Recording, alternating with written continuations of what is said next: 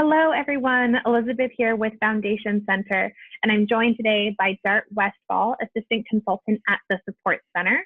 He'll be our presenter for our January 17th webinar, where we will be discussing how to organize your board to get things done. So firstly, I wanted to say thank you, Dart, for joining us today. We're very excited to have you. Oh, you're very welcome to be here. With that, what's one thing that our participants will be able to do right after the webinar to get started in terms of conversations with their boards or thinking about its actual structure? Looking at your board and evaluating your board in a clear and coherent way is the first step that people need to take.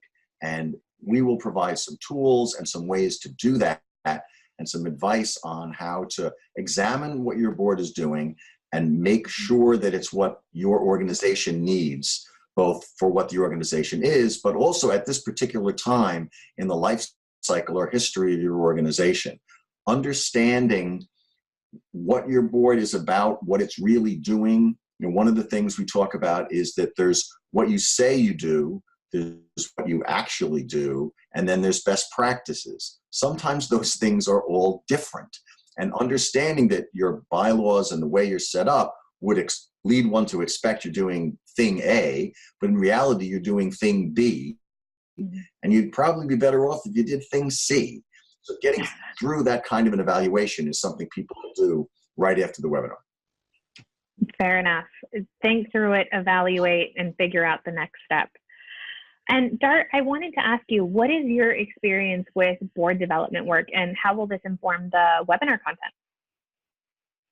Well, I think one of the tools that we're going to try to provide for people is a way of assessing, not evaluating, but just assessing the board. What kinds of skills do you need for your organization, and what have you got, and what do you need to bring on?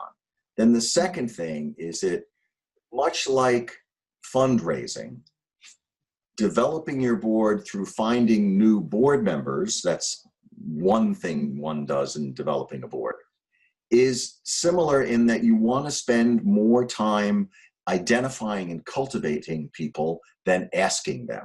So you want to go through a process of finding out who your friends are. You need to get people who already know and love you to be on your board, rather than casting about for the friend of a friend that might be interested in doing something with a not-for-profit and might know something about your mission. Being really clear about who the candidates are and having them be involved in your group before you ask them to join the board is an important way to go. You'll get stronger people that way. The second thing is, with existing board members, are you evaluating the board?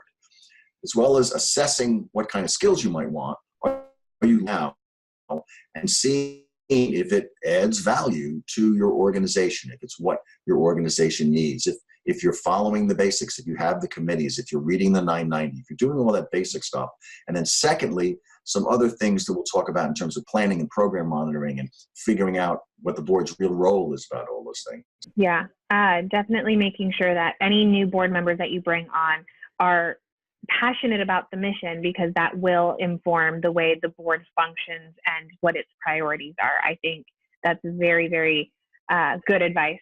And I think definitely speaks to what we actually will be covering during the webinar itself.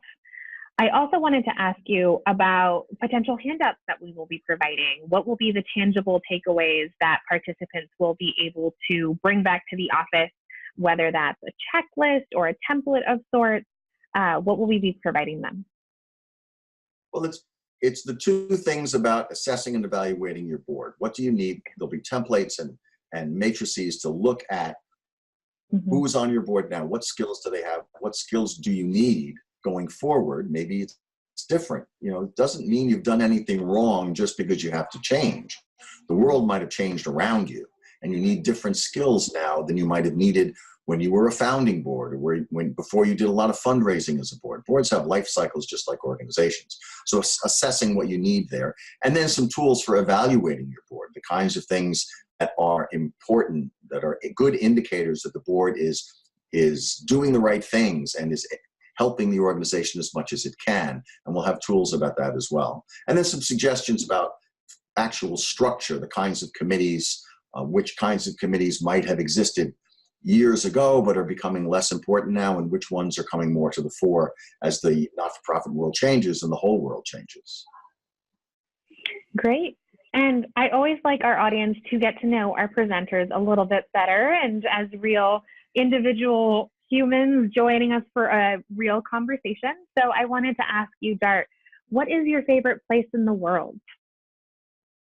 Well, I couldn't pick only one. I had to think of a few. And they're all, it's Okay. funny, I work in New York City, and here we are in this urban environment all the time. So thinking about places that are farther away is really important. And the most beautiful places I've ever been are Western Montana, the mountains of Colombia in South America, the valleys of between the mountain ranges in Colombia are totally spectacular, and New Zealand.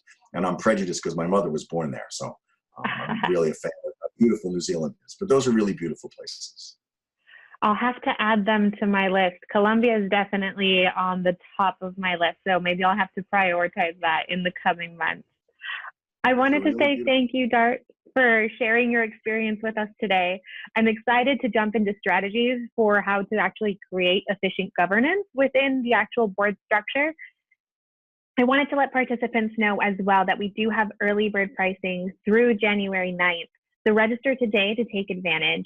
And remember, all registrants will receive a copy of the recording of the webinar to watch and rewatch on your own time.